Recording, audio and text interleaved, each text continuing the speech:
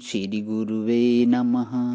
विश्वं दर्पण दृश्यमाननगरीतुल्यं निज अन्तर्गतं पश्यन्नात्मनि मायया बहिर्बोधभूतं यथा निद्रया या साक्षात् कुरुते प्रबोधसमये स्व आत्मानम् एव अद्वयं तस्मै श्रीगुरुमूर्तये नमः।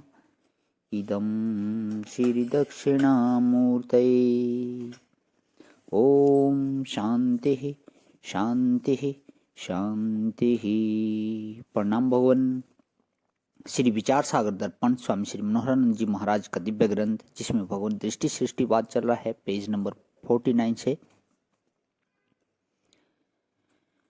जिज्ञासु की आज शंका है, भगवान आपकी कृपा से दृष्टि समकाल सृष्टि तथा सृष्टि दृष्टि दोनों पक्षों का समन्वय तो इस व्यावहारिक जगत में समझ में आ गया, परंतु दृष्टि रेव सृष्टि यह पक्ष जो है इस बाह्य जगत में कैसे घटेगा, यह बात समझ में नहीं आ रही है। कृपया इसे भी समझाकर इस दास को कृतार्थ करें।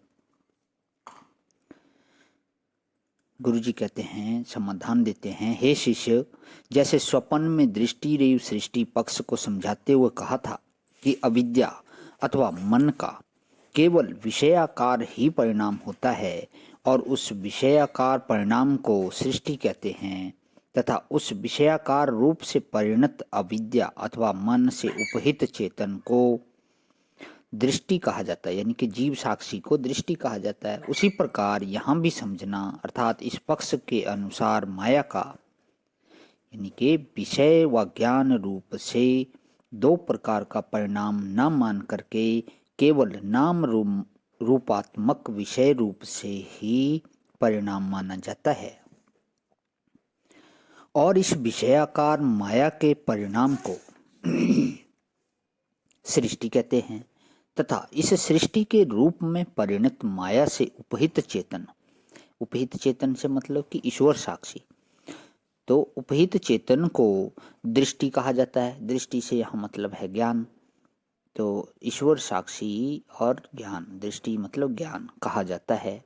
उस साक्षी रूप दृष्टि से इस सृष्टि की सत्ता अलग न होने से दृष्टि व सृष्टि का अभेद होने के कारण इस ब्रह्मांड को दृष्टि रेव सृष्टि भी कहते हैं। जैसे दृष्टि समकाल सृष्टि पक्ष में जीव साक्षी अंतःकरण की वृत्ति के द्वारा पदार्थों को प्रकाशित करता है और इस व्यावहारिक जगत में ईश्वर साक्षी माया की वृत्ति द्वारा इस संसार को प्रकाशता है, वैसे दृष्टि रेव सृष्टि में नहीं माना जाता।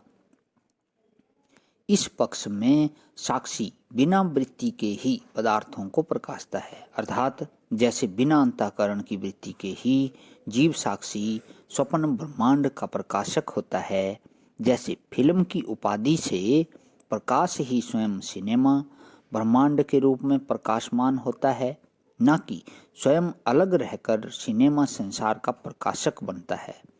उसी प्रकार अविद्या अथवा मन की उपाधि से चेतन ही स्वयं स्वप्न ब्रह्मांड के रूप में भासमान होता है, न कि स्वयं अलग रहकर स्वप्न नगर को प्रकाशता है। यह ध्यान रहे, वैसे बिना माया वृत्ति के ही साक्षात ईश्वर साक्षी, यानी कि जहाँ पे साक्षात ईश्वर साक्षी बोला शुद्ध ब्रह्म को, बिना मायावृत्ति के ही साक्षात ईश्वर साक्षी ही इस संपूर्ण ब्रह्मांड का प्रकाशक है, जिनके दृष्टा है, अर्थात नाम रूपात्मक प्रपंच से परिणित माया की उपाधि से वे शुद्ध ब्रह्म ही संसार रूप से भासमान हो रहे हैं। प्रणाम भगवान। ओम शांति शांति शांति।